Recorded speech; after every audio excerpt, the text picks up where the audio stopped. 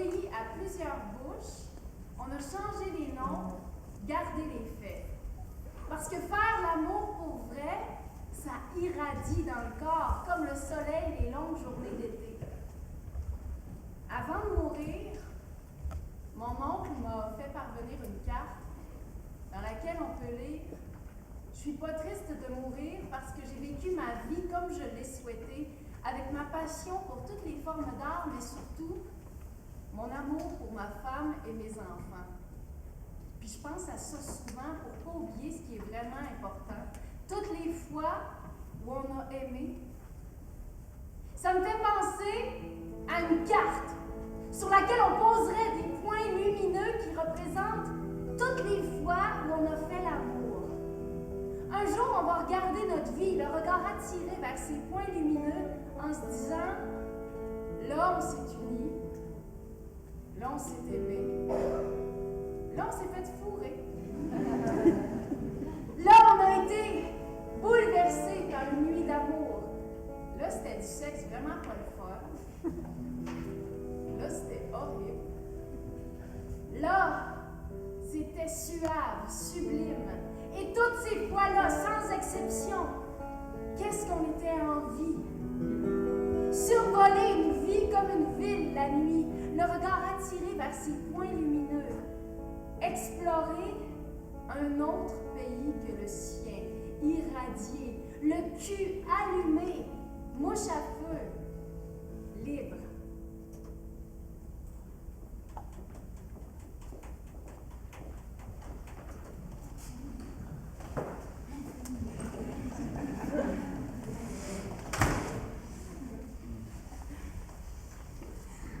Je te l'ai pas dit, mais j'engraisse l'hiver puis je maigris l'été. OK. Je me reçois sur mes lunettes une fois par semaine puis je perds mon portefeuille 2 fois par année. OK. Quand je suis SPM, je suis insupportable. Je pète une coche, ça dure 30 minutes puis après je redeviens normale. Conduire sur l'autoroute métropolitaine me donne des boutons sur les fesses. OK.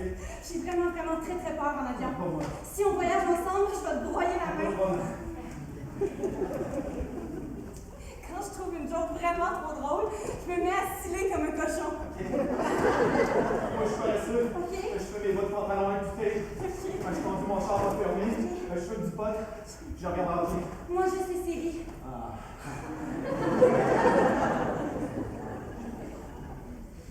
Moi, je sais cuisiner juste une recette. Laquelle? La vraie recette de bolognaise. Je suis végétarienne. Des fois, Quoi? ben, je sens pas. Ah oui, c'est correct. Je déjeune avec une cigarette et un café. Oh, c'est dégueulasse. Et je fais pas vraiment le ménage. On s'en fout. On s'en fout complètement, on s'en contrebalance. J'ai 5 000 $ par marge de crédit, ma vie est légèrement de la vente ce temps-ci, je sais pas. Je sais pas ce qui va m'arriver, je sais pas ce que je fais. Je pense pas à ça. Ouais, t'as raison. Des fois, je suis du nez quand j'angoisse. J'en fous. Je suis incapable de garder une surprise. Ok. Ah oui, puis Quoi? je vais mourir un jour. Ouais, mais pas tout de suite.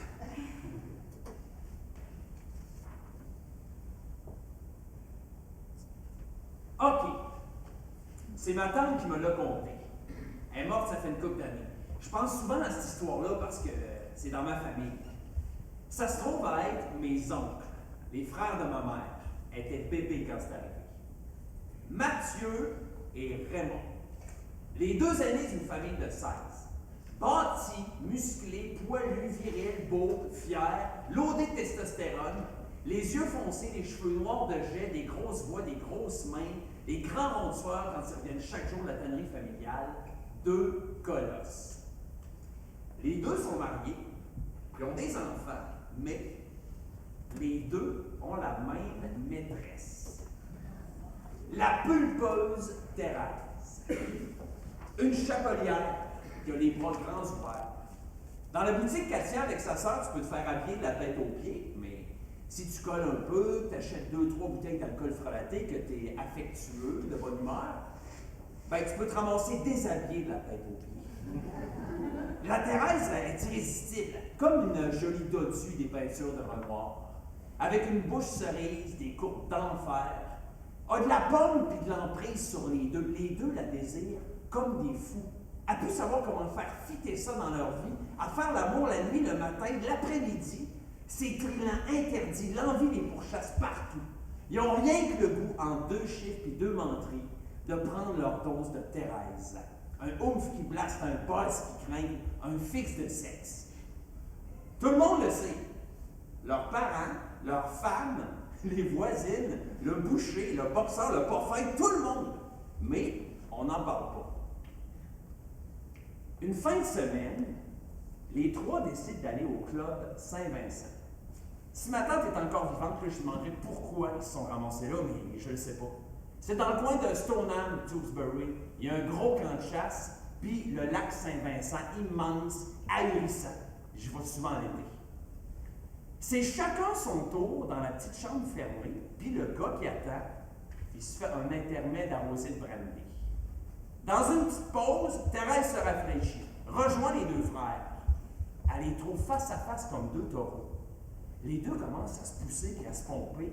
Elle regarde ça désemparée. Faudrait les séparer, mais en même temps, elle adore ça. Ça y chauffe le sang, ça y donne le goût.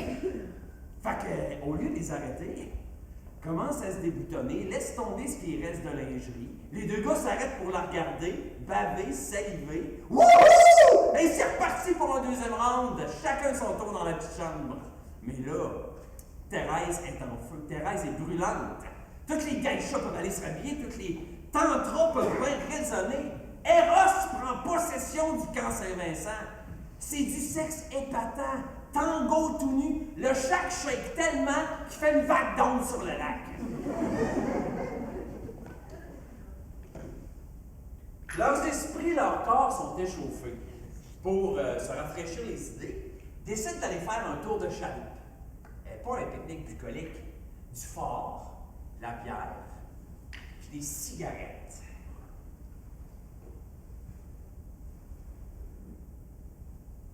Santé! La belle Thérèse au centre, les 2 gondoliers pactés de chaque côté au milieu du lac Saint-Vincent. Je pense que ça a commencé à l'énerver quand elle a ri aux éclats. Une de ses jokes à lui. Elle a penché la tête par en arrière. Une boucle de ses cheveux est venue dénuder son épaule. Tout à coup, ça, plus la boisson, plus le soleil, plus le besoin de l'avoir juste à lui, sa possession complète et exclusive, ça lui fait bouillir le sang. Raymond commence à envoyer des craques à Mathieu, à l'écœurer. Ça s'escalade de jalousie, de menaces, la chaloupe brasse, le ciel se couvre, l'horizon disparaît, les 2 frères se battent à coups de rame. Haleine de fort, sabré, ça se pogne un élan, à coups de rame dans le corps qui tranche, qui ramasse les côtes, clac! Coup de rame d'en face. Avec tout ce que ça peut ramasser de peau, de haine, d'écharpe, de maringouins qui passaient par là, destin implacable. Vargé sur son frère à coups de rame, il criait « Je vais te tuer ». Thérèse l'exploite. Elle ne sait pas nager. Elle ne veut pas être broyée ou manger une volée. Elle est enceinte. Elle ne sait pas de qui. Elle ne l'a pas dit. Raymond se galoche sur Mathieu. Lui en serre le cou. Les yeux de Mathieu disent « C'est pas vrai, mon frère, t'es pas en train de me tuer ». Raymond est rouge de rage. D'imaginer les mains de son frère sur sa peau blanche à elle, sur ses seins magnifiques, ses cuisses fermes, son pain de fesses charnu. Il laisse son cou, il lui balance de toutes ses forces une droite herculéenne. Mathieu, assommé, amorce une lente descente dans l'eau frette, dans l'eau verte. La chaloupe verse. Ma belle Thérèse, c'est trop tard pour apprendre à nager. Elle se débat un peu, finit par couler. La dentelle de sa robe immaculée donne l'impression qu'elle vole en apesanteur. Coule avec elle ses projets de se caser, ses projets de famille, ses rêves de maison pleine de joyeux chaos, son petit être humain grandeur chiot. Tout ça coule au fond de l'eau. Mathieu et Thérèse rejoignent les profondeurs abyssales à jamais enlacées dans le bleu insondable. Nourriture pour les monstres marins aux yeux hagards, horriblement dentus et affamés. On les a jamais retrouvés. Raymond retourne au camp de chasse en nage et brûle leurs affaires. il est entendu que plus jamais on prononcera le nom de Mathieu. Aux curieux, on dit que c'est un accident, qu'il s'est noyé. Un point, c'est tout. Mais on les a vus partir à 3. La Thérèse, on en parle encore moins. Comme si elle avait mérité, comme si elle avait couru après. La réalité est plus complexe que ça. Tout le monde le sait, mais on n'en parle pas. Les mois passent. Après la bénédiction du jour de l'an, au beau milieu de la maison en bois de merisier pleine de monde à craquer, d'œuvres d'art et de petites bouchées, la mère de famille, qui passe pas une journée sans penser à son garçon que pour sépulture le fond du lac, ma grand-mère, demande l'attention. Elle verse pas de larmes, elle fait pas de discours moralisateur. Elle lève son verre et elle dit « Une pensée pour Mathieu ». Un vase de cristal éclate avec fracas. Tous sont éclaboussés. C'est arrivé pour vrai. C'est arrivé comme ça. Ma tante était là quand le vase a éclaté. Elle a gardé un éclat cristallin. Je pense à ça quand je me baigne dans le lac Saint-Vincent. Je pense à tous les cadavres qui reposent dans les fonds troubles, aux non-dits, aux abcès dans toutes les lignées, aux nœuds dans nos arbres généalogiques, aux enfants illégitimes, aux histoires d'amour entre cousins et cousines, frères et sœurs, pères et filles, tantes et neveux, à toute la chair poignée dans le noir, poignée en secret, dans la grange, l'atelier, en étouffant le bruit ou la porte fermée. Moi aussi, mon cœur tordu tire de la patte. Il gît au fond d'un lac. Je pense à tout ce qui se décompose, à mes amours avortés. Je pense à mon ex, que j'aime encore. Je me souviens de l'odeur de son corps, du goût délicieux de son sexe, de sa façon de soupirer quand on baisait. Je pense à tout ce que j'ai transgressé par appétit, quand nos pulsions prennent le dessus et que nos vies éclatent comme le cristal.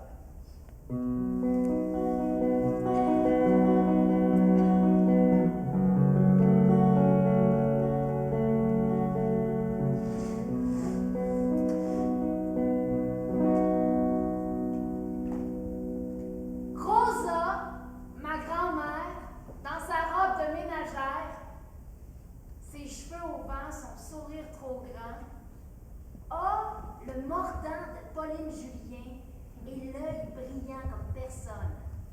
Incendiaire et tendre, furieusement belle, férocement vivante.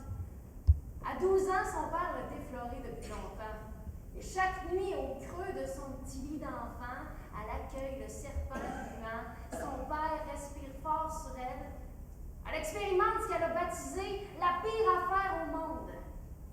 Ça, c'est assez pour égratigner le portrait. Tuer le fun que ça pourrait donner. Ça te tord une sexualité. Ça la charbonne. Ça la crispe. Ses premiers enfants sont donc ses demi-frères, demi-sœurs. Puis plus tard, quand on y trouve un mari qui l'accepte avec ça, tout le monde se réjouit, pas elle. Il n'y a pas une femme qui voulait de Wilfred, le vieux garçon. Wilfred de 20 ans, son aîné, Wilfred avec la face de patate fripée. Pas d'humour, pas de façon, une aigreur sur deux pattes. Pour elle, c'est sans équivoque, c'est clair. C'est la pire affaire au monde qui se continue, qui change de forme, mais c'est le même chemin. La même sorte de sangsue, assoiffée, indélogeable. Le même karma ingrat qui lui pèse à chaque pas. Mais elle a décidé que rien ni personne ne lui enlèvera sa joie. La maison accueille les cris, les foudres, les colères. La dizaine d'enfants grandit entre les ustensiles qui revolent dans la haine corrosive des époux.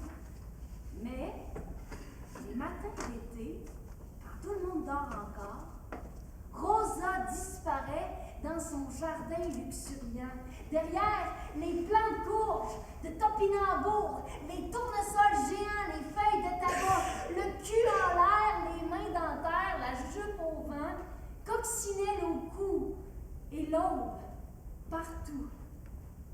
Ma grand-mère dans son royaume tout vert, son jardin de survivance, où moi je me promène comme une lutine parce que les plants de tomates me dépassent 2 fois. Au jardin, on parle pas puis on se comprend. Tout arrive puis rien en même temps. Elle a un don, une science, une expérience, un savoir-faire. Tarte, goûte, écoute.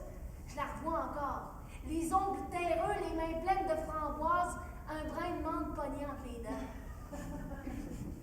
Quand les bébites fourrent à plein régime dans les fleurs de courge, ça ne l'écœure pas, elle pense aux fruits. Elle n'a pas de problème avec les fruits. C'est la contrainte qui l'écœure. Les bras coincés, les jambes immobilisées, se débattre en vain, être un trou puis plus rien. Arrive septembre, et Wilfred, malgré les désaccords de Rosa, décide de passer à l'action avec du caldor puis du goudron, puis il asphalte le jardin à grandeur. Il déracine, tombe, rase, écrase pour parquer son beau Plymouth de l'année. Un beau parking, quelque chose de clean. La maison tremble sous la fureur de Rosa. Les portes claquent, la vaisselle éclate. Les larmes de rage coulent comme glissent les ongles sous l'ardoise. Ça, là, ça y égratigne le 45 tours intérieur, le cœur, comme si on la forçait encore, jusqu'à ce que le barrage pète, que la douleur hurle et noircisse tout le reste. Elle a tout ce qu'il faut pour démolir le char, l'asperger d'essence, le faire exploser. Au lieu de ça, elle devient grise puis elle arrête de manger. Une semaine plus tard, Wilfred part à la chasse.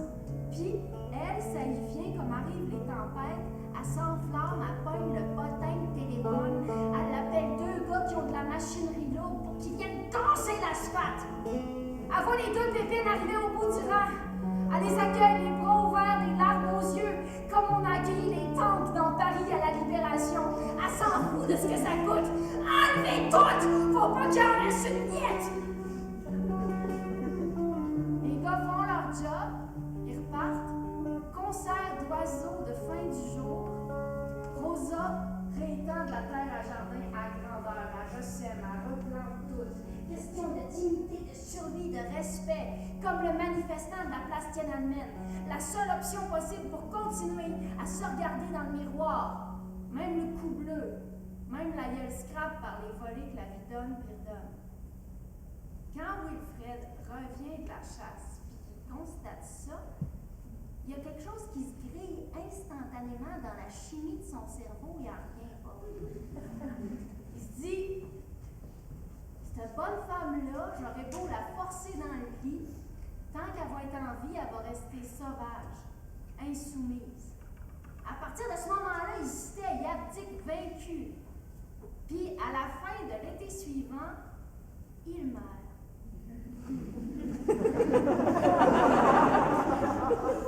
Pour fêter ça, Rosa invite les 3 villages avoisinants au complet. Une centaine, 200 de personnes pour un festin incroyable, un banquet incommensurable. Tarte aux fruits du jardin, poulet du poulailler. Elle a mis sa touch magique dans tout le monde.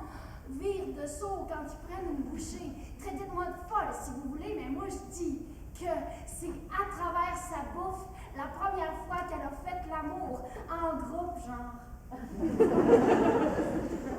Moi, j'étais tout petite puis je m'en souviens encore du chiard harmonieux, du trop-plein de joie des cousins, des voisins. On aurait dit que tout, l'humeur des gens, le soleil, les mouches, la densité de l'atmosphère, la température de la rivière, tous les éléments se sont alignés pour que ce soit un moment historique.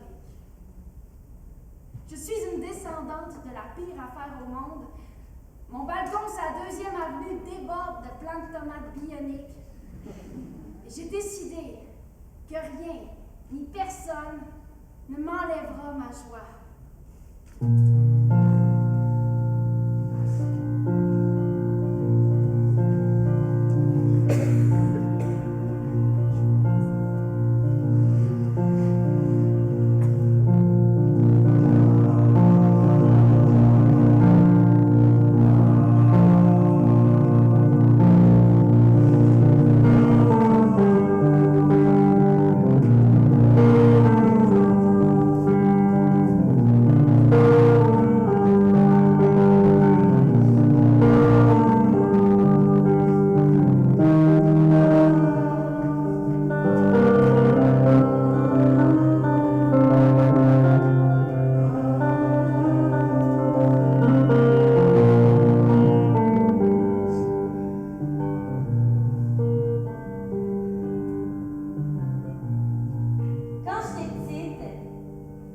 ans, genre.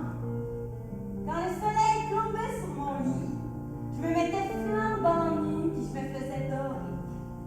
Je pouvais passer des heures à me faire caresser par le soleil.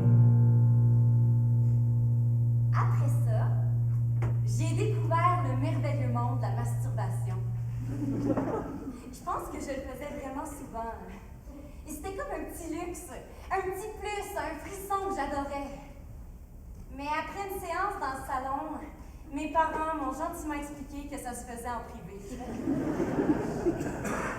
Plus tard, vers 10 ans, en voyant Han Solo à la télé, je dis à ma grand-mère, ça picote drôle dans mon ventre. Elle ferme la télé sans explication. À 14 ans, il y a un Cédric qui me saute dessus à l'arrêt d'autobus. Il me fourre sa langue moissonneuse batteuse dans la bouche.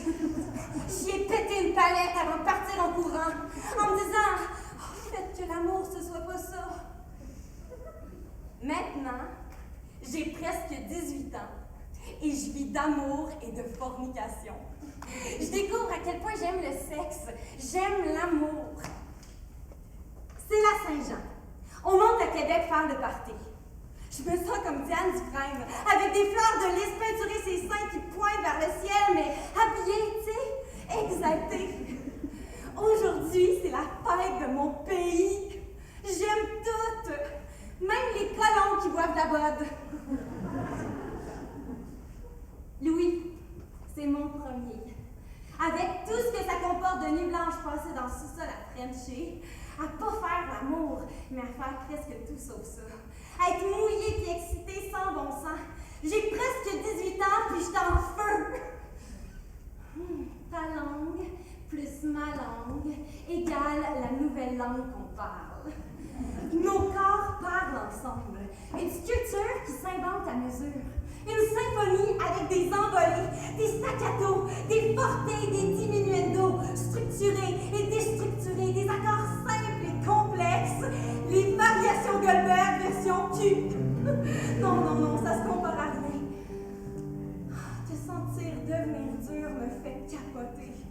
Sentir ton désir m'allume follement. On fait l'amour avant de monter en ville. La première fois sans mes parents à l'étage du dessus dans la chambre d'à côté. Les rues sont pleines de monde. Pas game de m'attraper. Je cours à toute vitesse dans le monde. Courir le plus vite possible dans la foule comme une folle en faisant du slalom. Par micro-connaissance, c'est génial. Des fois, il y a des insultes, des collisions, mais ça vaut le coup. Ça fait pousser les ailes, presque voler. L'ivresse. Au show, on vit un moment fou. Le pic des colonnes de son, en symbiose avec nos battements de cœur. La musique, la fête, la foule. Collés comme des sardines, on saute, on pulse à 100 000 unis en une seule masse. Tout le monde chante la même tune. Je réalise qu'une foule composée d'individus qui faussent chante juste. Ça me réconcilie avec mon pays. Ça me répare la désillusion. Ça m'enivre de toutes les façons. À un moment donné, on s'isole de la gang d'amis. De façon inouïe, Louis trouve un endroit tranquille pour nous deux. Nous deux, c'est l'émoi qui fait gémir, rouler des yeux. On est si pleines, on est nulle part, on est ensemble, divin. On va rejoindre les autres à l'immense feu ardent. On est des centaines. Il y a du monde qui danse autour. Nous autres, on fait comme la majorité. On reste là autour du feu, impressionnés, orange, heureux. On French. Un gars qu'on connaît pas nous dit « Vous êtes beau ». Il court en direction du feu. Il se lance dedans. On le voit rôtir devant nous, horrifié, ahuri, impuissant. Ses poumons s'enflamment. Il est déjà mort. On sent l'odeur de cramé. Pourquoi il a fait ça? Au zénith de notre jeunesse, un homme nous dit qu'on est beau et si molle. C'est à n'y rien comprendre. Les questions fusent et restent sans réponse. On capote. On se prend dans nos bras. On pleure. On ventile. On boit. On fume. On refait l'amour. Au lever lever du soleil, on se dit que la folie, la souffrance, l'absence de sens, la cruauté sont là, parallèles à notre amour. Tout se consume, tout brûle, tout s'embrase. Mon amour, aimons-nous puisque tout flambe. Il y a nous deux maintenant, il y aura nous deux jusqu'à l'heure de notre mort. Amen. Amen ta langue.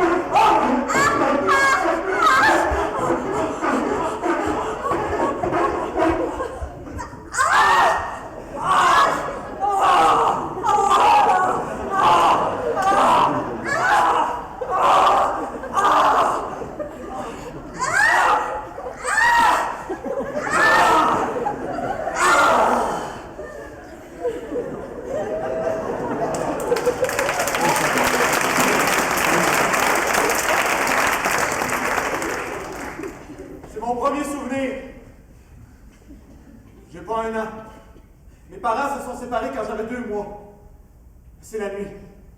Je me réveille en sursaut parce que ma mère crie. Je me lève debout dans mon parc pour voir, comprendre ce qui se passe. Une ombre immense prend toute la place dans son lit. Un homme que j'ai jamais vu en train de monter ma mère carrément. Elle crie.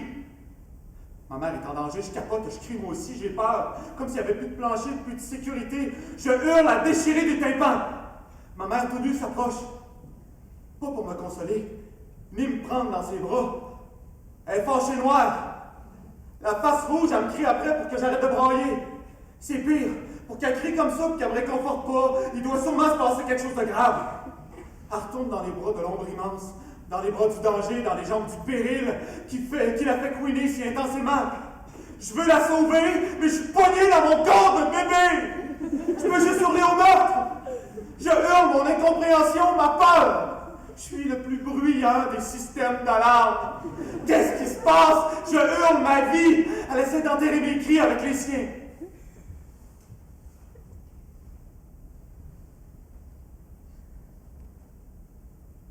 Avec le recul, je peux constater que c'est juste le premier d'une longue série d'hommes qui ont donné l'occasion à ma mère de crier qu'elle était une femme sexuée, et de crier vraiment fort. Pas juste à moi, pas juste à tout le quartier, à l'univers comme. Ma mère aurait été excellente pour doubler des films porno.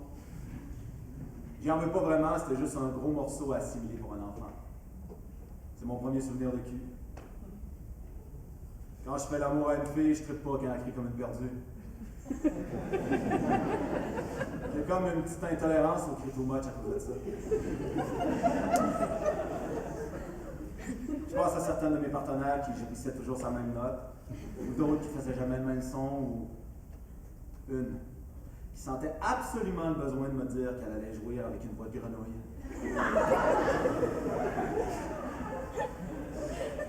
Je suis un peu mal à l'aise. Je sais pas quoi penser. À moins que pour me libérer de tout ça, j'ai besoin de crier.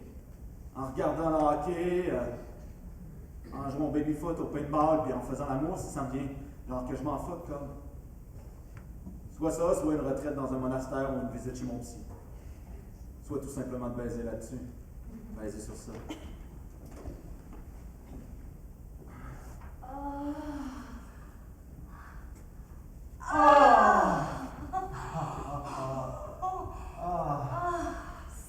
C'est hallucinant.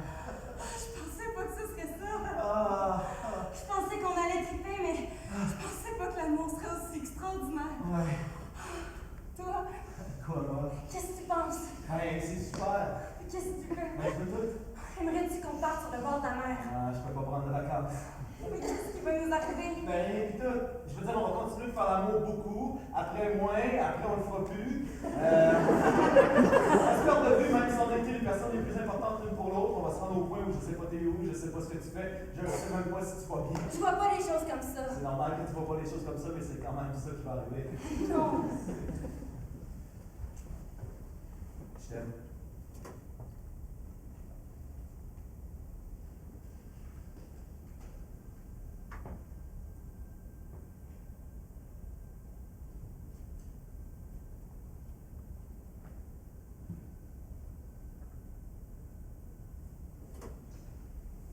J'ai 9 ans à l'heure.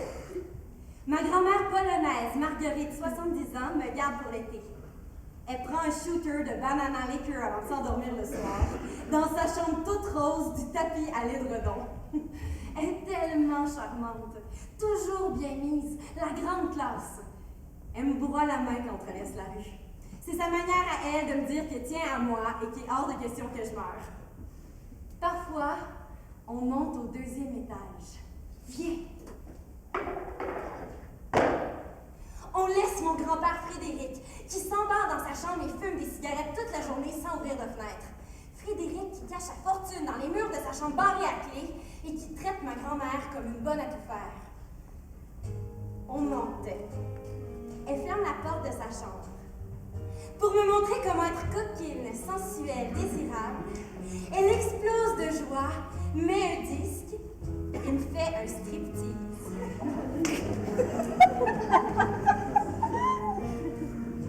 La musique sauve la vie, la danse aussi. J'ai eu 6 hommes dans ma vie. Le premier, le père de ta mère, je l'ai connu au Polish Club de Paris. Le Polish Club est un club social où le mercredi il y avait des soirées de danse. Il est parti à la guerre et volontairement il n'est jamais revenu. Imagine-moi, avec ta mère de 2 ans, vivre dans les camps de concentration. J'étais l'amoureuse d'un officier allemand, ça nous a permis de rester en vie. Quand la guerre s'est terminée, l'Allemand est parti. Ensuite, j'ai rencontré Christophe, qui m'aimait tellement comme moi. J'ai tombé enceinte de lui, j'ai eu un bébé garçon avec lui, André, ton oncle. Puis, j'ai rencontré Yann, le beau Yann, le seul amour de ma vie. Christophe est parti s'exiler en Suisse avec André. Oui, j'ai abandonné mon fils pour vivre mon histoire d'amour avec Yann. Pendant quelques mois, parce qu'il est mort dans un accident de moto. J'ai pleuré, comme Edith Piaf qui perd son Marcel. J'ai rencontré ton grand-père Frédéric au Polish Club Long. Frédéric, mon grand-père, qui cache l'argent dans les murs, qui après la guerre est devenu podiatre et qui accueille dans le salon toutes sortes de polonais avec des oignons aux pieds. J'ai 9 ans et j'aime pas les oignons. J'ai réalisé que c'était une erreur quand le lendemain du mariage, il m'a lancé son plateau à déjeuner en plein visage. Il est violent, perturbé, avare, cruel. Il était dans l'escouade spéciale de Churchill, un espion assassin, un héros. Il a entre autres tué à bout portant un innocent, une personne inoffensive qui en savait trop. C'était préférable de l'éliminer. À partir de ce moment-là, quelque chose s'est cassé en lui. Si Frédéric dansait là-dessus, ce serait différent. Ma grand-mère porte des sous-vêtements rouges en dentelle. Ça pourrait être quétaine, mais ce n'est pas. Je sais pas comment il a fait pour les acheter parce que Frédéric la rationne. Elle pourrait être laide, faire pitié, mais magnifique. Comme la fleur qui porte son nom, elle a toute sa vie abandonné ses pétales au gré des hommes qui l'aimaient et n'aimaient pas. Darling, God is your body. Même si j'ai 70 ans et pas un sou, je vais divorcer. Prépare le thé, chérie. J'ai dansé quelques pas en allant chercher la bouilloire et passé le reste de l'été avec elle. Quand je suis repartie au Québec à l'automne, Marguerite a divorcé. Elle avait un nouveau chum quand elle est morte à 73 ans. Elle a dansé toute sa vie. J'adore danser, moi aussi. Mon amour, viens ici.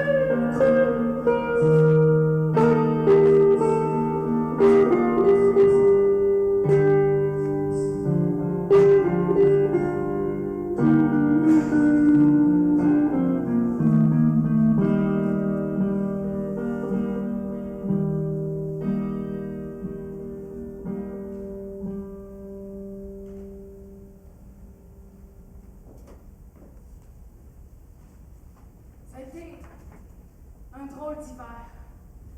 Je suis virée à l'envers. On se connaît depuis toujours. Moi, Christian, Jérôme, meilleurs amis depuis l'enfance. On s'adore, on se comprend, séparément, ensemble. Cette amitié, cette affinité-là, totale, complète, infinie, fou rire, débat philosophique, coup de cœur artistique. Il n'y a rien qu'on ne fait pas ensemble. Moi, j'ai toujours été très attirée par Jérôme, qui est devenu mon amoureux. Très attirée aussi par Christian, qui depuis 4 ans est mon amant. 4 ans de double vie, de mensonges, de cachotterie, à faire l'amour, à essayer d'arrêter, à recommencer, à se recroiser, à faire l'amour, essayer d'arrêter encore, mais ça marche pas. Ça nous rentre pas dans le corps. On a tellement parlé souvent qu'on voulait pas blesser Jérôme. Il l'a appris aujourd'hui. C'était déjà insupportable.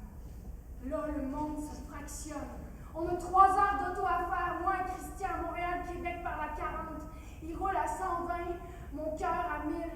On se désire au bout. Sa main sur ma cuisse monte jusqu'à mon sexe. J'ai dit arrête, mais je veux qu'il continue. Ses doigts sur ma culotte, c'est bon. Je fonds. Ça prend toute la place, il faut qu'on le fasse. Laisse-moi sur le bord de la route, puis va-t'en. Sa réponse? Son pied qui enfonce l'accélérateur. Tout ce qu'on a envie, le faire une dernière fois. Ça hurle, ça tire. La fermeture éclair de son pantalon va exploser. On se peut plus, mais on peut plus. Si je reste dans l'auto, c'est sûr que c'est ça qui va arriver. Il y a juste une solution.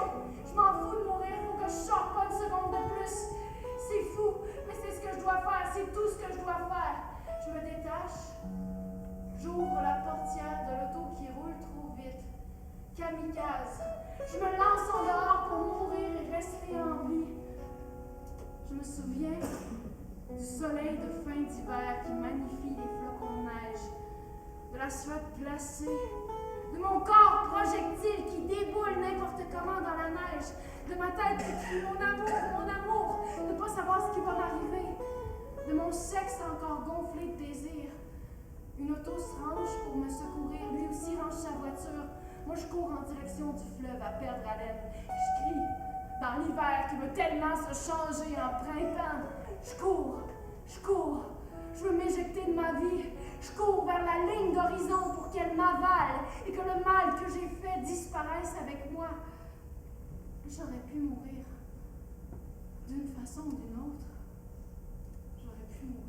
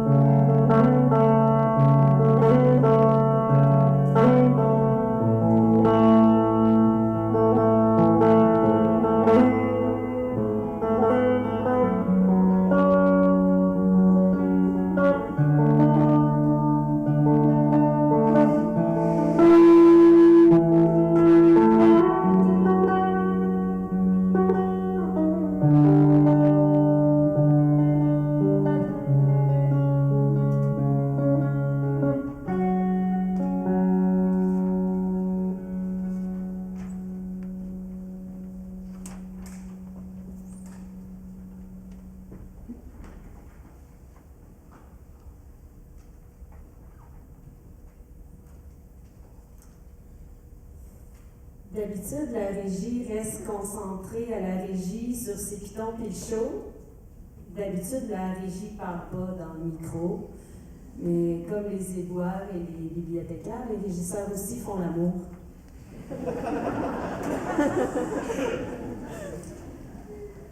Je me souviens exactement la première fois que j'ai vu cette fille-là. Je l'ai trouvée tellement belle, tellement drôle. Une magnifique blonde, belle comme une impératrice, des yeux à tout casser, des petits seins parfaits, une peau douce. Tu sais, il y a toutes sortes de beautés. Elle était renversante, à tomber sur le cul, à rester la gueule ouverte pendant des jours. Donc, quand je l'ai vue la première fois, elle était là, elle prenait toute la place, mais j'étais complètement ravie. Puis honnêtement, je ne l'ai pas posé une seconde. Je pense qu'on s'est juste fait des jokes. Puis elle a fait les premiers pas. On a passé une nuit blanche à se découvrir. J'y ai dit, je savais pas que tu étais lesbienne. Elle m'a répondu, moi non plus. Puis on s'est pas juste envoyé en l'air comme des dingues, à jouir fort, à jouir doucement, passionnément. On s'est vraiment aimés. À tout faire ensemble, autant à écouter des films en bobette qu'à manger du popcorn ou qu'à attendre à l'urgence. Mes parents ne savaient pas que j'étais gay, puis honnêtement, je ne savais pas par quel bout de pogner ça. J'avais peur de les décevoir ou qu'ils se fassent écœurer parce qu'ils viennent d'une petite ville. J'avais peur que ça fasse un froid qui nous éloignerait pour toujours. Moi, genre, je le savais depuis que j'avais 12 ans, puis avant ça, je trouvais vraiment beaucoup ces blondes de mes frères. Fait que grand dévoilement, c'était pas maintenant, puis peut-être jamais. Un matin, elle s'est levée, puis elle m'a dit « Bon, on s'en va à la Binière, c'est aujourd'hui que tu fais ton coming out. » J'ai résisté un peu, je pense que j'ai dit non, mais elle m'a donné le téléphone, elle m'a dit quoi dire. Une fois arrivée là, j'ai rien fait, je veux dire, elle a tout fait, elle a mis le parfait en place, il n'y a pas eu de malaise, elle était charmante, parfaite. Il me reste plein d'images de cette journée-là, je la revois en train de flipper des boulettes sur le barbecue avec mon frère, chanter une tune sur les genoux de mon père, être trempée avec ma mère. Puis après ça, rentrer avec elle, s'aimer. Finalement, elle avait raison. Elle n'est pas lesbienne. Elle est juste avec moi, ça a l'air. À ce temps, on est des bonnes amies. Il a fallu que je me contrôle un peu au début parce que j'étais encore plein de désir pour elle, mais maintenant, c'est bien correct. Dans ma vie, cette fille-là a fait ça, ouvrir la porte du placard, me donner la main, me sortir de là pour m'embrasser au grand jour.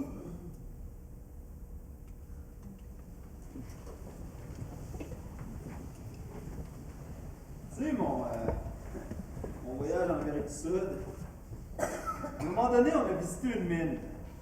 Le guide a pour le fun provoqué une explosion de dynamite. Je ne sais pas pourquoi, mais le souffle de l'explosion, plus nos corps projetés sur le sol, les tremblements, ça m'a turné on. Pas pour ma blonde, pour Stéphanie, la blonde de mon meilleur ami. À ce moment-là, je me suis rendu compte que j'étais en amour avec elle, puis personne d'autre. OK. Ça fait 12 ans qu'on est ensemble. Ça va bien, c'est une belle histoire d'amour, le sexe est bon. Tu sais, moi j'aime ça cochon. On adore se manger, on sait comment se prendre, c'est parfait, j'ai pas à me plaindre. Mais man, j'ai un fantasme de one night. Au début, il était juste là, tu sais. Mais là, il prend toute la place. Ben, je vais craquer. Ben, je peux pas me résoudre à faire l'amour à la même femme pour le restant de mes jours. Tu sais, Michel qui raconte ses one night, honnêtement, il m'écoeure. Je suis vraiment jaloux. J'ai jamais eu one night, j'en veux un. Mon fantasme, c'est comme un pétard qui me saute dessus et qui me manque. Je suis comme dans un film de cul. Je parle avec Stéphanie, on casse. Ouais. Elle aussi a quelque chose à vérifier avec quelqu'un qui travaille de son côté. Je sors dans un bar de célibataires, excités, after-shavés. Il y a une belle brune au bar, une Louison. Elle est souriante dans sa robe rouge chayante. On se met à se faire des French tequila, avec du sel à lécher dans le cou, dans le décolleté, ça s'enligne bien, tu sais. Je me ramasse chez elle. Après un début assez chaud, ça devient vite plate. Elle n'est pas très inspirée par mon bac. Elle prend dans sa bouche. Il se passe absolument rien. Ça devient maladroit, artificiel, incompatible. Mon fantasme se dégonfle complètement. Je suis déçu, tout nu, pas du tout comme dans mon film de cul. Hey! J'ai pas tout fait ça pour rien. Je me concentre sur autre chose, question de rester dedans, et je la pénètre par orgueil. Soigner Louison est loin d'être réjouissant. Je fais qu'un orgasme pour que ça finisse, c'est pitoyable. Le lendemain, on s'échange nos numéros, mais honnêtement, c'est un fiasco. Les jours qui suivent, je m'ennuie de Stéphanie, je suis piteux, j'ai toutes les misères du monde à revenir avec. Elle hésite, je me trouve cave. Après 2 mois, on est presque revenus ensemble, mais ça me rentre dans le manche. Je suis chez ma mère. Le téléphone sonne. Allô? C'est Louison? Tu m'as fait un beau petit cadeau? Ouais. Les gens me cient cauchemar. Fuck, elle doit être enceinte. Ma vie est foutue, comme celle de mon père. Tu sais, mon père et ma mère, là, ils n'ont jamais été en amour ensemble. Quand ils se sont rencontrés, lui, il était fiancé à une Sandra de Rivière-Bleue. Il l'aimait follement. Il était agent d'assurance, il faisait du porte-à-porte. Ma mère, qui avait un kick dessus, l'avait amené dans la grange. Une petite vite. Quick, elle est tombée enceinte de ma soeur. Ma grand-mère a obligé mon père à la marier. Puis là, avec l'autre crinqué au bout du téléphone, là, c'est tout ça qui m'arrive en face. Leur vie grise, leur vie à s'engueuler, à mon père qui se saoule la gueule, qui a bu son chagrin, qui continue de le boire. À 5 ans, là, je m'étais dressé en tout puis ma mère en criant « Lâche-le ». Son one night à lui a fait dévier sa trajectoire, couler son bateau. Je réponds à Louison, les jambes molles. Comment ça, un cadeau? Tu iras passer des tests. Elle me raccroche au nez. Fio, c'est pas un bébé. J'ai jamais été aussi soulagé d'avoir une MDS. L'Hôtel Dieu. Il y a des religieuses qui travaillent là. Je rentre dans un petit local minuscule. Il y a une petite religieuse trapue de 70 ans qui se retourne. Elle porte des gros fonds de bouteille qui agrandissent ses yeux, un gros grain de beauté d'où sort un énorme poil foncé, une barbe d'adolescent au menton, puis elle tient dans ses mains 3 petits bâtons avec un bout en métal. Elle me dit « Montrez-moi votre verge. » Elle tourne les bâtons dans l'urette de façon ostentatoire. Elle calcule religieusement 3 minutes par bâton. Je sens son jugement impitoyable à chaque tour de poignet. Je pense perdre connaissance tellement ça fait mal. Elle échappe les bâtons à terre. Ouais. Comme pour me punir. Trop heureuse de recommencer 3 minutes par bâton. Des semaines à pisser du feu, des larmes, vraiment mal. Quand je reçois les résultats du test, là, les cases positifs et négatifs sont cochées. Un peu à l'image de tout ça. Tu sais, si ce one night-là avait été enflammé du début à la fin, je serais peut-être devenu un don Juan de compétition, je ne le sais pas. Là. Mais là, ça a eu pour effet de me démarcher sans retenue dans les bras de Steph. J'ai annoncé qu'on avait une belle gonorrhée. On a pris des comprimés à me pardonner. Dernièrement, on est allé à Hawaï. On a visité un volcan d'activité. À peu près à 150 mètres, on a vu de la lave. Ça m'a fait exactement le même feeling qu'à l'explosion dans la mer. Foudre, d'adrénaline. J'ai encore plein de désir pour elle. Elle puis personne d'autre. Ou presque.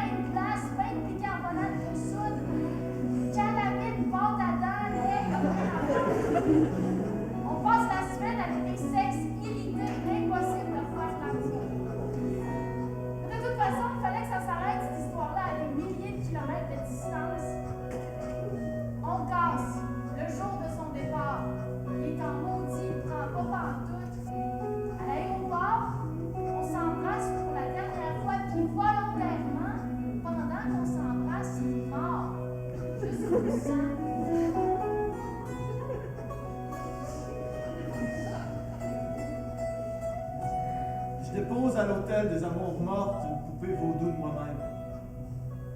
Dans ma vie, je me suis tellement trouvé gros pis laid. Le nombre de fois où je me suis regardé dans le miroir en me disant « Personne au monde voudrait embrasser ça, éprouver du désir pour ça. » J'ai jamais osé faire le premier pas. À chaque matin, je me réveille à côté de ma blonde en me disant « Wow, ça se peut pas. Elle a dormi avec moi. »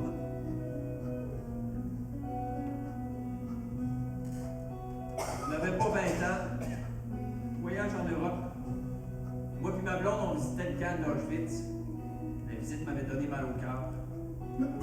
Pendant un moment de l'après-midi, on a fait l'amour sur le dernier banc d'un autobus. C'était pas un fantasme lugubre ni rien. Juste qu'on était souvent dans des dortoirs séparés, puis là, l'autobus était vide. Après l'amour, je me sentais mieux. Et c'est en y repensant que ça me parut un peu étrange. Faire l'amour sur un charnier, avant de se retrouver nous-mêmes dans une fosse. Même si on ne fait pas toujours l'amour à Auschwitz, c'est toujours un peu ça qu'on fait quelque part.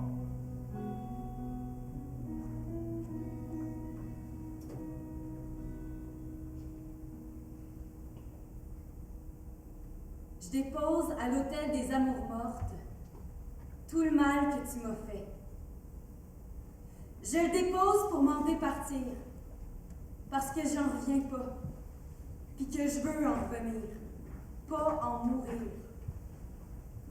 Comme un zombie, j'ai muté, je suis plus belle, mais j'ai encore soif. Je dépose tout ce que tu as pu inventer comme menterie en 6 ans. Toutes les MTS.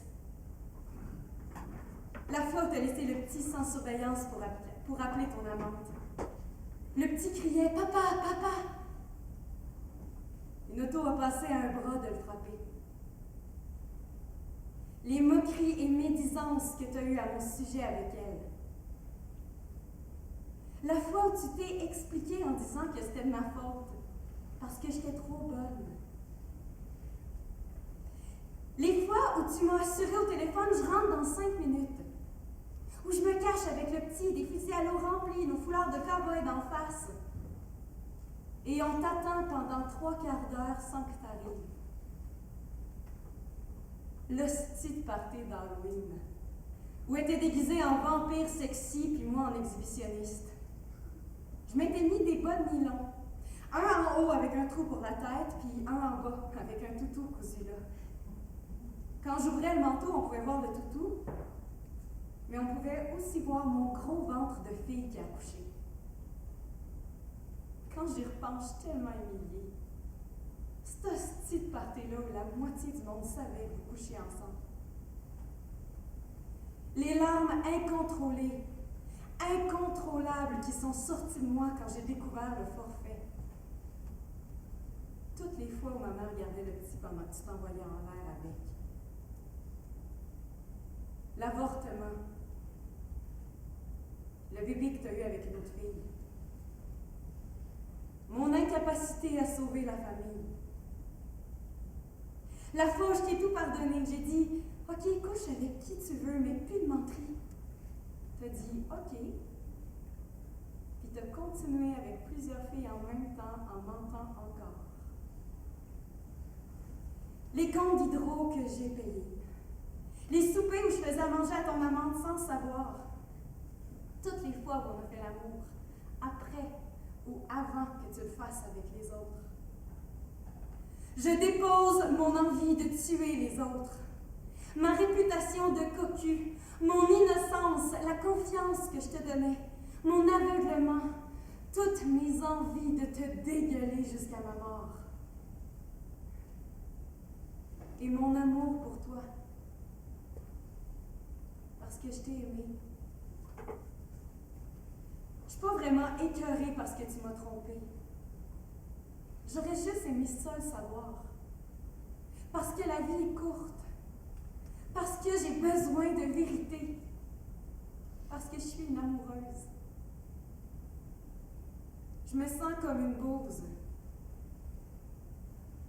Je veux être une bouse dans un show de magicien qui est transformé en hostie d'oiseau blanc quétaine qui s'envole.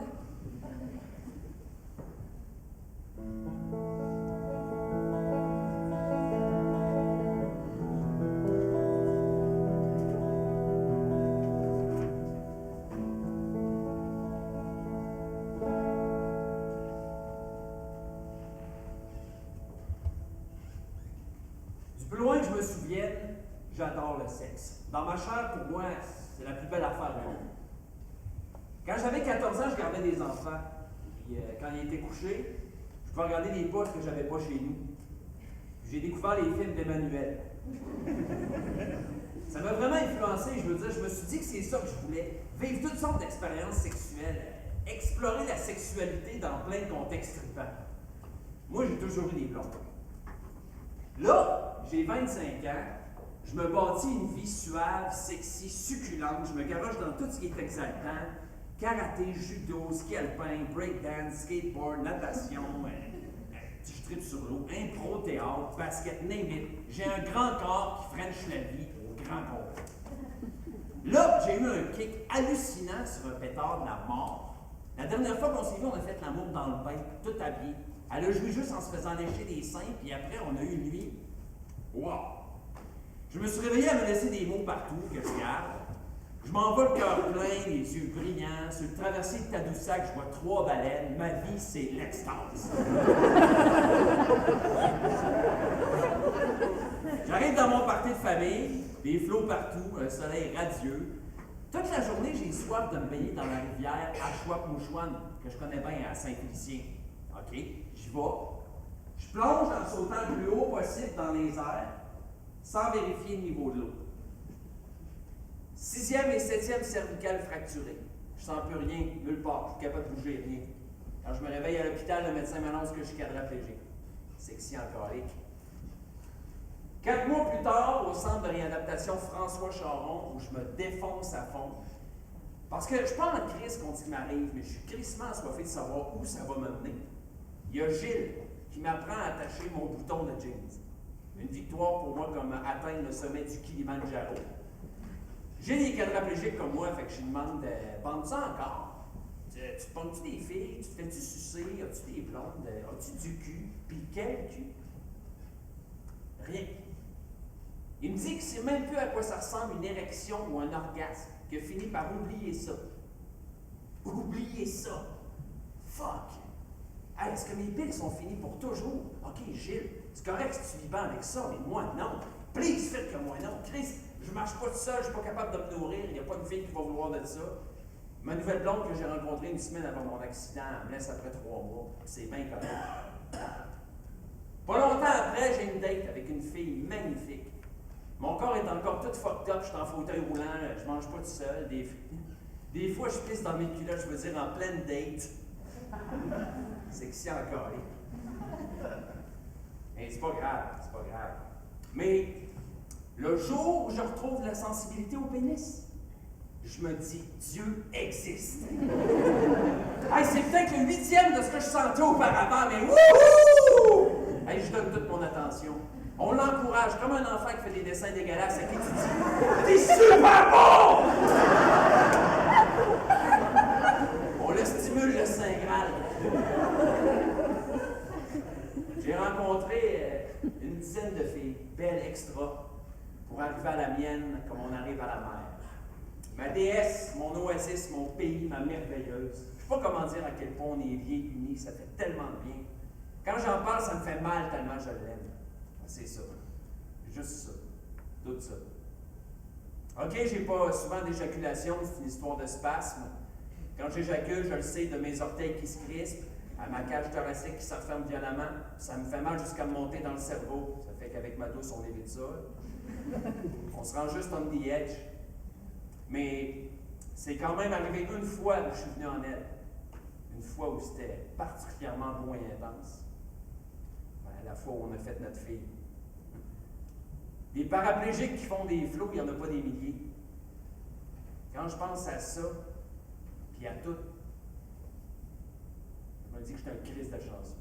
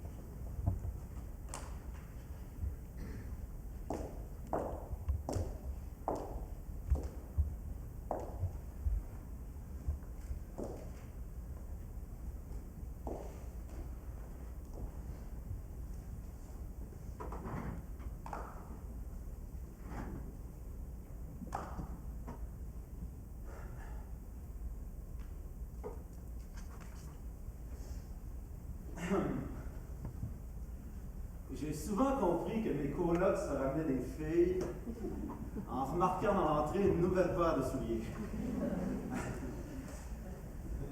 Puis celle-là, on ne pouvait pas la manquer. Une petite paire de souliers délicates dans l'entrée d'un appart de gars. Le chanceux à soir, c'est Henri. 5 pieds 7, les yeux bleu-gris. Il est con. Non. Il est brillant. Il est veg. Non, c'est un crinqué de sport. Il est vraiment gêné. Non, il est explosif.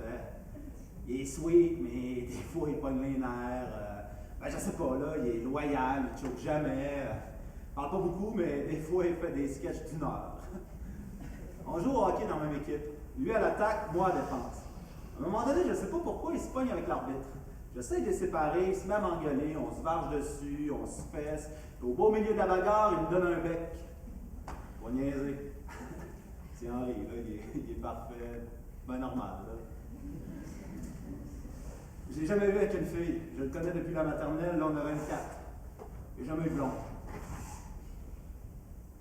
Je vois les souliers délicats dans l'entrée. Sans espionner ni rien, je les entends. Je me crosse pas, ni rien, mais. Je suis content. Je pense qu'ils ont fait l'amour 3 fois. Ben, je pense, à l'oreille, mettons. Je ne sais pas si son lit n'était pas solide ou s'ils l'ont particulièrement soigné, mais à un moment donné, le lit s'est effondré. Ils ont éclaté de rire et ont continué. Le lendemain matin, je ne les ai pas croisés, je dormais. J'ai juste vu qu'ils ont mangé du beurre de pinot. Le soir, on est dans un party, on n'a pas le temps de jaser, j'ai juste dit que j'avais vu les souliers et il a souri. Dans ses yeux. Là où il a le plus souri, c'était dans ses yeux. Après, ben, on a bu de la bière, puis à un moment donné, il est parti dans Sanda comme tous les gars, soir là, grosseron, genre normal. Il s'est endormi en conduisant. Il est mort à 24 ans. Il y avait tellement de monde à l'église de Saint-Lazare et au salon funéraire. On a arrêté une seconde de serrer des mains et de prendre du monde dans mes bras. Sa cousine et ses chums ont joué cette tune-là. Butterfly de Weezer. Sa tune préférée. Là, je me suis braillé dessus sans retenue. Son frère m'a dit qu'il y avait un mot pas signé dans le livre des funérailles. Une écriture de fille. J'ai rencontré votre garçon il y a 2 jours, je m'en ennuie déjà. Merci. Il m'a demandé si je savais c'était qui. Non. J'ai juste vu ses souliers. Pour le retrouver, il faudrait comme faire Cendrillon à l'envers, pas de prince charmant en route. Mais on est comme laissé faire.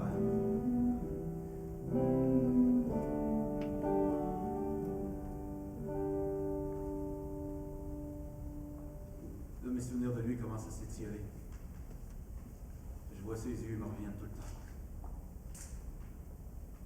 Il n'y a pas de consolation à sa mort aucune. Mais ça me fait quand même un baume de savoir que Henri a eu, avant de partir, une première nuit d'amour.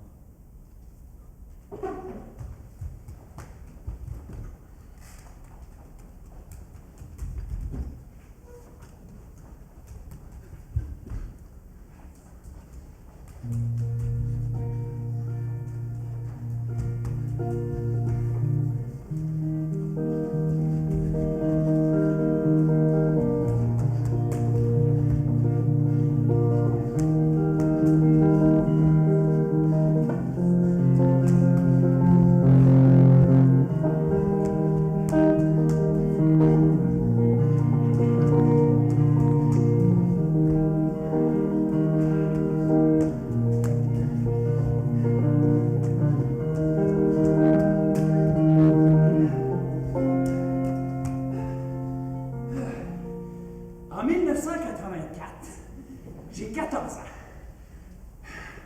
L'année est importante parce que c'est une époque où on voyait autant de nudité qu'aujourd'hui. On part en Europe, 3 semaines en groupe, avec un moniteur un peu louche, lui-même accompagné d'un chien qui sniffe notre genre de tous les garçons. Anyway. Le focus pour moi est surtout porté sur les 2 jours où on sera à Saint-Tropez. J'apprends par mes frères que sur la plage là-bas, Les filles portent le monokini. Moi, je connais le monoski, la mononucléose, le monolake. Pas le monokini. Depuis 6 mois, j'y pense à toutes les nuits. J'en ai jamais vu des vrais. Des seins. Bah, dans le catalogue à page des brassières, sur une Barbie. Ma cousine un peu, Sylvie, 30 secondes, mais jamais vraiment pour vrai. Jamais plusieurs paires en même temps. Je pense que j'ai le cœur qui me bat dans le queue. Bon. La veille, on campe à 3 km. La nuit, je dors à peine, je capote, je pense que je suis bandé par anticipation. Le jour arrive, on déjeune. Je mange 2 œufs de miroir pour déjeuner, je suis obsédé. On part. Mais c'est long parce qu'une fois arrivé, vu qu'on est dans 3 minibus, ben, faut trouver un stationnement, c'est l'été, c'est bondé, c'est loin, c'est compliqué. Je vais exploser, j'en peux plus. Quand les portes de l'autobus finissent par s'ouvrir, je saute par-dessus les balles, je double tout le monde, je me garoche dehors, puis je cours comme un fou. Je vois pas les autos, j'évite les passants, les familles, les livraisons, les cacas de chiens, je cours, je vais bientôt voir des seins. J'ai 23 ans, je cours de toutes mes forces. Je suis pas le record du monde de course, mais je m'en fous. Je suis un clan qui bat, assoiffé de poitrine. J'ai le plus chanceux du monde, la vie est un cadeau. J'ai plus de nom, plus d'adresse. J'ai juste un trop plein de joie pure. À cette seconde précise, je suis sans aucun doute l'homme le plus enthousiaste de la planète. Je vois la mer, mais pas encore de boule. À quelques pas du paradis sur Terre, j'arrive, j'en crois pas mes yeux. C'est vrai! C'est tellement intense parce que je regarde vraiment partout, mais sans trop vouloir regarder, mais je regarde vraiment beaucoup. Je capote, il y en a toutes les formes. Raisin, cerise, pomme, poire, pamplemousse ou pastèque. Je constate les effets de la gravité, de l'élasticité ou de la chirurgie. J'établis mes préférences, je suis tour à tour surpris, charmé, intrigué, ému. Je deviens connaisseur de seins express. Ah, c'est un des plus beaux 15 minutes de ma vie. Ah ouais, parce qu'après ça, on s'habitue puis c'est fini.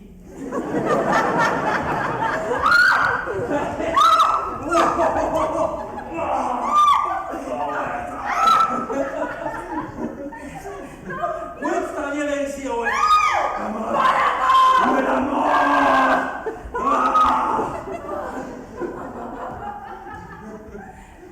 Qu'est-ce que tu fais? Viens te coucher. Non! Non! Non! Jean était désinvolte, juste assez baveux. Des yeux de petit Christ. Un cœur en or. Tellement beau. Tellement sexe. Quand on s'est connus, on était déjà en couple. Puis quand on s'est libérés, ben, ça s'est fait naturellement. Puis je pense qu'on a fait de l'amour partout. Dans le champ de fraises à l'île d'Orléans, sur la plage au Portugal, dans le cabanon des beaux-parents, sur sa moto, dans une loge à l'opéra, dans l'avion, dans les dunes aux îles de la Madeleine. On n'avait pas de limite, ni de gêne, juste du fun. Quand on a décidé de faire des enfants ensemble, j'ai jeté ma boîte de pilules par la fenêtre du train. On a été ensemble 34 ans. On n'a pas souvent fini de partie de Scrabble parce qu'on se regardait dans les yeux, on se trouvait beau, puis on n'a jamais arrêté de faire l'amour, sauf à la fin. Le cancer m'a volé mon chum. Quand je pense à notre vie, je nous vois rire, on a tellement ri. Pas pour une raison en particulier, pour toutes. Le matin au déjeuner, par exemple. Quand Philippe était bébé, il pleurait beaucoup. Des fois, c'était vraiment intense, on ne savait plus quoi faire. Jean dirigeait ses pleurs. « OK, Philippe, un petit peu plus fort! Un petit peu plus fort, chef! » Avec la bouche en cœur, les oreilles de lapin, les bras de canard, le petit finissait, la grosse face rouge des larmes, bien trempées. Jean faisait ça, il transformait les tempêtes en éclaircies. Quand on a appris le diagnostic, moi et ma fille Juliette, on passait des nuits blanches sur Internet pour essayer de trouver un traitement alternatif, n'importe quoi qui pourrait le soulager. C'est ça qui était pire. Rien faire. Pouvoir rien faire. Moi, je suis restée optimiste presque tout le long parce que je connaissais plein de monde qui avait guéri de ce cancer-là. Quand la maladie a pris le dessus, on a parlé beaucoup. Je me souviens de la fois où nos corps se sont dit adieu, t'embrasser au complet, se goûter sans négliger 1 millimètre, se délecter de tous nos souvenirs, embrasser toutes les années de ta vie, toutes nos tempêtes, toutes les fois où on est retombé en amour, on pleure, le sel de nos larmes se mélange au sucre de nos peaux. Une vie entière dans une valse amoureuse. On a aussi dit adieu à la communion de nos esprits parce que ça aussi c'était vraiment sexy. En soins palliatifs, c'était le printemps. Il a dit, c'est comme si je chantais en moi le printemps, comme si j'étais le printemps. À ce moment-là, j'étais avec lui jour et nuit. J'avais collé un petit fauteuil sur le lit pour être certaine d'y toucher à chaque seconde. J'avais promis d'être là jusqu'au bout. À la fin, il était inconscient, les enfants étaient là. On y a chuchoté. C'était assez battu. Tu peux te laisser aller. Il est mort une couple de minutes après. Le gros nuage gris au-dessus de l'hôpital s'est transformé en éclaircie.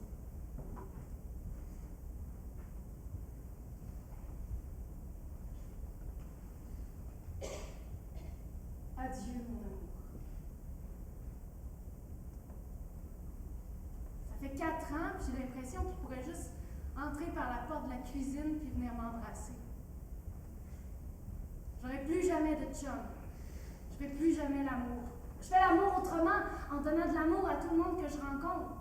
Baiser, j'ai rien contre. Baiser n'importe quand ou presque, mais faire l'amour comme tel, faire l'amour avec tout ce que je suis, m'abandonner, me laisser emporter, tout donner, non, c'est pas possible. Plus de chum, c'est trop difficile. Je regrette rien, absolument rien. Je m'en sors bien.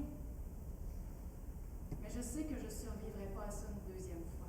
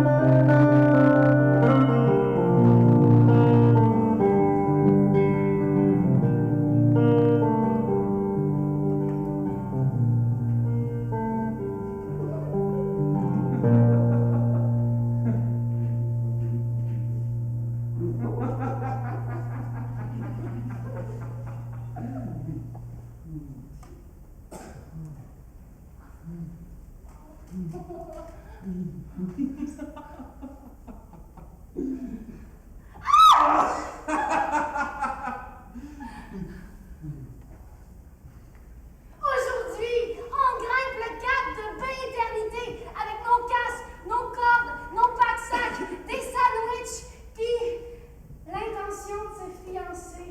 Se fiancer devant personne parce que ça se passe entre nous deux. Se fiancer sans avoir la réelle intention de se marier pour être certain de rester amoureux fou. Se fiancer devant un fjord majestueux qui s'ouvre comme tes jambes. Prêt à se retrouver les 2 pieds dans le pire, à le faire fondre autour de nous. Se fiancer parce qu'on est branché des yeux, du sexe. Se fiancer comme 2 morceaux de casse-tête qui s'emboîtent, trop heureux de se retrouver. Se lier comme de la crème. Se fiancer comme une promesse incassable de faire l'amour, même vieux, même plissé, même handicapé, même meurtri, même raboté par la vie. S'extasier devant les dieux, les couchers de soleil et les moments de grâce. En grimpant le cap, je roche, je suis prête à te prendre avec tout ce que t'es, ton mauvais caractère, tes odeurs douteuses, ta colère qui vole en éclats. On monte le lit sur lequel on va dormir, attaché. T'es beau. Comme on se fiance juste une fois, on se détache, se déclic. On s'attachera autrement. On a le goût d'être libre. On a le goût d'être tout nu. L'un dans l'autre avec le cap. Je sais pas exactement ce qui vous a fait perdre pied. Ça n'a pas d'importance puisque maintenant on tombe dans le vide. Je regrette pas qu'on se soit détaché. Je regrette pas notre étreinte. C'est quelque chose de quétaine que je me suis toujours retenue de te dire. Mais là, comme on tombe dans le vide, je me permets. Tes yeux sont si beaux avec le ciel. J'adore quand tu danses. J'adore quand tu me fais jouer. J'adore quand tu fausses. J'adore tes jokes moyennement drôles que tu trouves hilarantes. J'adore te déshabiller. J'adore tes mains au creux de mes reins. J'aurais voulu faire un jardin. J'aurais voulu faire des enfants. Je rêvais qu'on s'unisse dans le Caucase, en Indochine, dans le pays des geysers, dans le désert, d'embrasser, s'unir sous un cerisier en fleurs, sous un manguier en fruits. On n'a jamais eu de bout de plate. Je veux dire, je me faisais un plaisir de me projeter dans l'avenir pour me dire enfin, on est normaux, on a des moments plates. Penses-tu qu'il y a une vie après la mort? On va le savoir bientôt. Il faudra un orchestre symphonique pour souligner le grandiose de tout ça. Je t'aime, mon fou, mon franc, mon fort, mon amour. Fiancé de cap éternité. Ok, on s'envole maintenant.